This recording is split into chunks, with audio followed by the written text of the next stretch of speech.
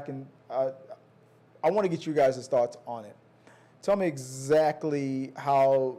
Starting with you, babe. What did you think about this latest episode of She-Hulk? So I mean, I liked the episode. I liked Daredevil's walk of shame. That cracked me. That was the best. Barefoot, just like I thought it holding his shoes, and I was like, "Oh my goodness, yes." Yeah, he totally did that walk of shame. We're gonna we're gonna get into that. So, in this latest episode of She-Hulk, we finally got Matt Murdock, the Devil of Hell's Kitchen. He finally makes his arrival. I'm full screen, guys. I know you guys see what was the animated there, but it's not on that. It's on me. The Devils of Hell Kitchen. He finally makes his his debut on She-Hulk. So, and you know what? For the past 2 weeks, I hadn't said what I normally say every episode. I always say, this is the funniest episode yet. I thought every episode was getting funnier and funnier, but the last 2 weeks, it didn't really make me laugh. This one is the funniest episode since like that first episode. This might be my favorite episode. Yeah. I truly enjoyed it. So what did you enjoy about it? I mean, I just thought it was a nice comedic relief to some of the stressors that she had been faced with. I think that's what the problem was with the last 2 episodes, is they were more focused on these intense stressors and irritations, and then this was a nice comedic relief to that. So I really enjoyed that sort of bring back to that. I mean, like you had said, Joy, the walk of shame was it was amazing. And I loved how they introduced him, as the lawyer, and like how his interactions were with her. Yeah. That was beautifully played. You're getting ahead of me. So this is what we're going to run down real quick. So let's start with Leapfrog versus the Drip Broker. That whole situation with that lawsuit. Yeah. He's suing. Leapfrog, the character, is suing the Drip Broker for faulty workmanship. Yeah. Like in the middle of the fight. If you haven't seen it, my bad spoilers, guys. If you haven't seen it, Leapfrog was in the middle of trying to stop a robbery in progress, and his rocket boots blew up on him, basically caught fire. Up on him. And when Matt Murdock came in, because he represented the Drip Broker, I thought it was hilarious when they asked, like, "Are you representing yourself?" And the Drip Broker was like, "Of course not. Obviously." And Matt was just a little late, but he comes in straight up Law and Order fashion. Comes in a little late, but he comes in and he crushes it. This is She-Hulk. This is Jen's TV series, but she was obviously out-lawyered in this situation. He totally came in and crushed it. This is, and all the other episodes that we saw Jen when she was in her lawyer mode, she's very confident. She knows, she prepares. She does her thing. She is not an incompetent lawyer. And she probably, just like always, came prepared, ready to crush it. She knew her defense was stellar and ready to go. But Matt is Matt. He over-lawyered I don't even her. think it was just the lawyering. I think he out-charmed her in the beginning of the episode.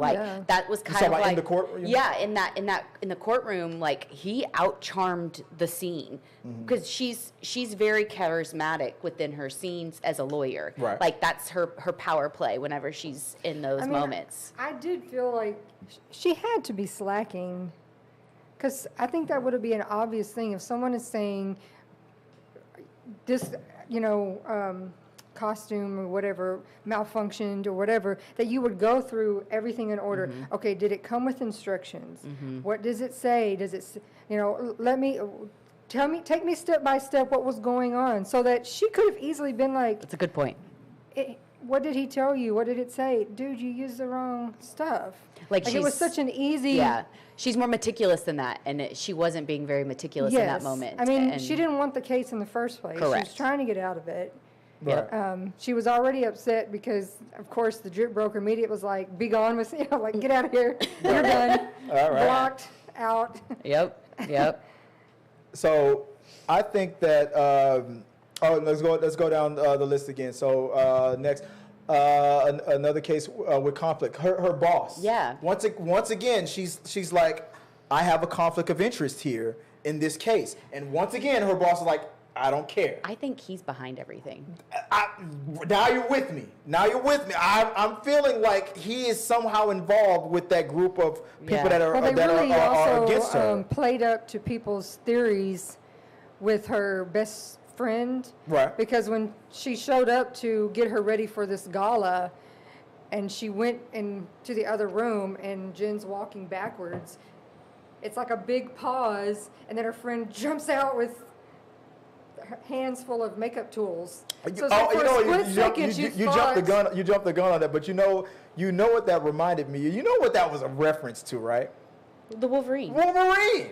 Yeah, she had makeup things in each. Yeah, that was a Wolverine shout out. That was awesome.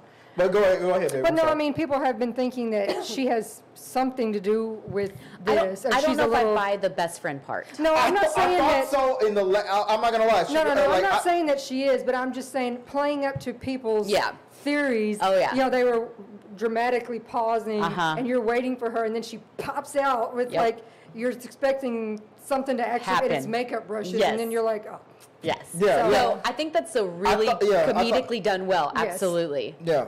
I thought she was something with the necklace that she was wearing, like she was like, it was a star on it. I thought maybe she was a witch or something like that. But that moment when she kind of looked at the camera, maybe she is something. But even if she is, I don't think she's bad. I still think she's. Where in last week's episode, I'm thinking if they were gonna do a plot twist and it turns out she's evil, this is the time to reveal it probably in the next episode. Since they didn't, I'm thinking. Maybe the whole she looked at the camera briefly thing that people kind of held on to for a long time. That was probably just the actress just accidentally looking at the camera. Could have been. My favorite. I will say my favorite thing so far about this show is how when they break the fourth wall, it's also they utilize that time to make fun of themselves in. They've done that very well in this type of comedy. Yeah, and it's in my opinion really played up this slapstick comedy mixed with some modern twists and like with that wit. And that whole little thing. She's like talking about the end. Yeah, she's like, I mean, I gave you the episode's done. Like I gave you everything. Yeah. She's like, oh yeah, there's only one more episode. Is this the finale? Yeah, I was like, that was so great. I was like, all right, I like self-awareness. I like what we're doing here. Yeah. Going back to what was another thing that happened? Sorry, that's the wrong thing. I got my things all mixed up. All right, let me go back to what we're running down. Come on. All right. Matt Murdock, we talked about Matt Murdock. Best litigation episode. Yeah. Absolutely. I felt like, this was the best litigation episode that they've done. With the scenes in court were done brilliantly. They brought in a lot of like legal lingo and things like that and stuff like that. Oh, and by the way, I'm using, and Nixon, let me know in the chat because I brought Joy's camera back up from Discord. Is it lagging? Is it not? It's lagging. It's lagging. All right. So let me shut it down again. All right. I brought it back up briefly when you were talking to see if it will lag. So it's okay. So it seems like it's Discord. We're gonna have to try to get a more powerful computer, or we're gonna have to go back to Zoom. But sorry about the lagging, guys. It'll correct itself again. So it seems like every time you bring up Discord's not agreeing with the stream at the same time. So the lagging that you're seeing right now will fix itself temporarily. So the litigation was good. What's going the flirting at the bar, that scene. Come on. Yeah, it was great. The breaking of the fourth wall was done way better this episode. Oh, she absolutely. did it perfectly. Like, so when she looked at the camera and said, "Is it?" Yeah. What did she say, babe? Is it? Or she was like, "Is it me?" Or I mean, are Yeah. y'all seeing the same thing that I'm seeing? Yeah. Right. Like everybody could see what she was talking about. Let's see. I really liked their interactions. Yeah. Oh, they were great. Yeah. I thought that I thought that was brilliant. What was next after the flirting? Meeting Douchebag. meeting Carl for drinks, the douchebag. I really want to punch him in the throat every time he comes on screen. When he was like, it's like trying to, obviously that humble brag about spent $1 million on this spirit from Wakanda, because I'm so down with Wakanda forever. And she's like, I'm uncomfortable. Like, do not do. Thank you. Like, it was so much happening in that scene. It was so damn And then funny. to continue with, like, you want to, Oh, my God. Like, for real, when I say I want to punch him, I really, like, kudos to the actor, because he does that part so well. Like, so frustrating well, because I hate him. Right. And Navigator saying that we've been on this topic for 10 minutes.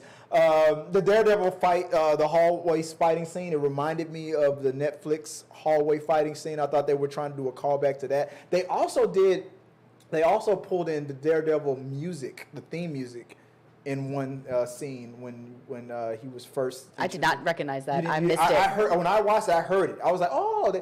So like, and don't read too much into that, guys. It's not like, oh, this is that same Daredevil. It's the same thing when like Charles Xavier was introduced in Multiverse of Madness, and you heard. Oh yeah. They're just doing a little homage, like a nod too. Yeah. So a little nod, like stuff like that. Daredevil versus She-Hulk. That fight, it was funny. I thought it was.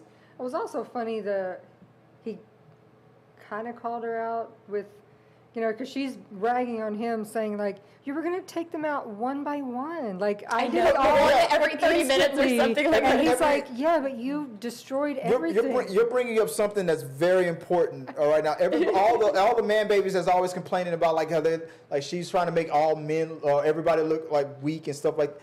In this episode, Daredevil, the more experienced superhero, was staking his claim. I've done this longer. Yeah. I know what I'm doing. Follow my lead. You cannot say that she was trying to make Daredevil look weak or look woke. He was in the episode staking his claim, showing his leadership. I've done this. I know what I'm doing. Watch it, shut up. I know what I watch. I know this is your show, but this is my episode, kind of a thing. Yeah. So, but she never backed down, which I love. Exactly, which she doesn't really. She doesn't really have to, and that's good for the character too. It made sense for the character. Absolutely. She did not back down, but she also showed that it was a mistake. Well, what I liked was she didn't back down, but she didn't back down in an aggressive way. Yeah. She actually even was laughing at herself in a lot of you're going to do this every 30 minutes. They never really came to an agreement or a conflict resolution on that situation where it was like following his lead versus her doing her thing because it was like I guess I'll bring up my. Sorry, babe. I'm bringing up my ex-wife now. Like that situation where it's like there's two ways to reach the end goal or to reach the conclusion. There's two paths to the resolution. Both paths work, but it's like I want to take this path. He's like, I want to take that path. I want to take them out one at a time. She's like, I'm a Hulk. I can just go in and smash every damn thing. Technically, both paths worked. Both have a positive and both have a negative. Both have a positive, but both have a negative. His way would take too long. Her way was too damn expensive and destructive. Yeah. So it's like, it was a situation where it was like, she could have. It's her damn show, but she could have still. At one point, she could have let's see. Just to feel him out. Let's see what he's talking about. Yeah. But at the same time, either way, I would have been okay either way. And I love the fact that they didn't really have a point where they were like, you were right, or he was like, no, you were right.